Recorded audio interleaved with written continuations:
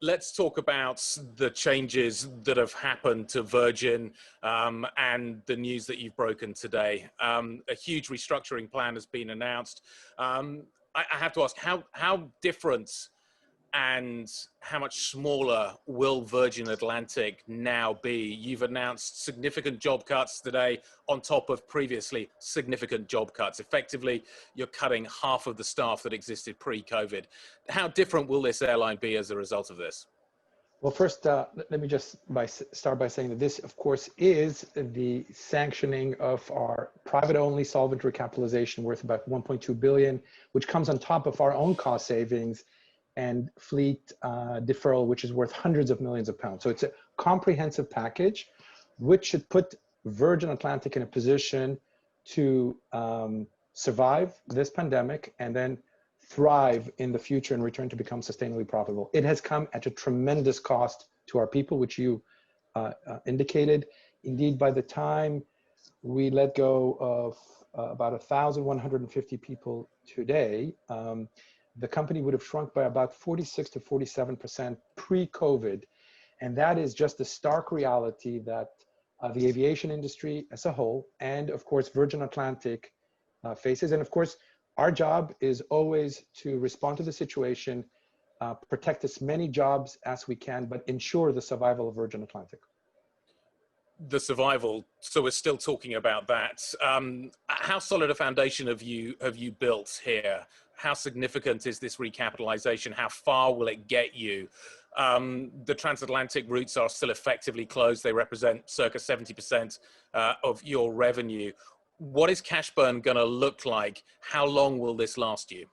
Well, so first of all of us, people in industry are now doing scenario planning rather than this predictive ability to understand what the future will hold. So in our minds, we have set ourselves up to deal with continued uncertainty, indeed, on our major market. By the way, also the UK's major market, which is the US to the UK travel, which is worth, by the way, to the economy, $262 billion, over 200 million. So we've set ourselves in that regard, but with this 1.2 billion and an injection of 370 million pounds of new money coming in from the Virgin Group and Davidson Kempner as a lender, plus plus the cost cuts that we have put into place, should allow us to be in operation, even if demand from the US and the UK across the Atlantic is curtailed well into the end of this year and even to the beginning of next.